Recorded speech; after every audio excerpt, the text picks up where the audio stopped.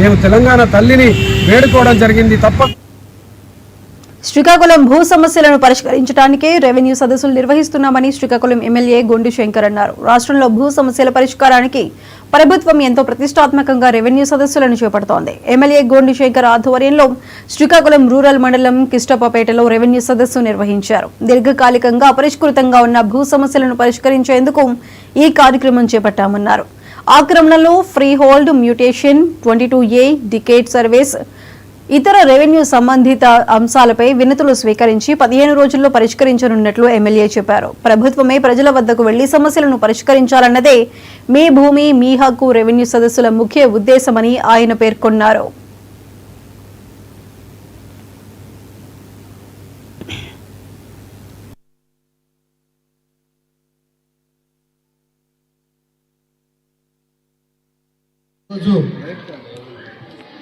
గ్రామ రెవెన్యూ సదస్సులు పెద్ద ఎత్తున ఆంధ్రప్రదేశ్ రాష్ట్ర ప్రభుత్వం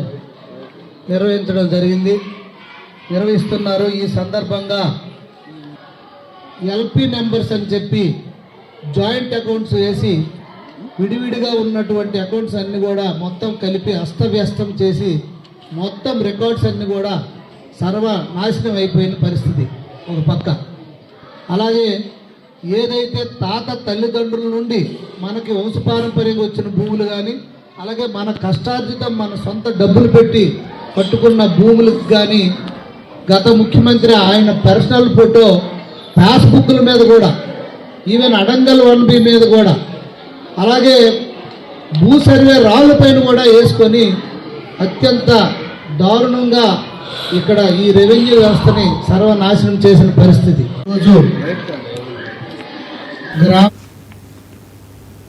నంద్యాల జిల్లా కలెక్టర్ కార్యాలయంలో అభివృద్ధి, నీటి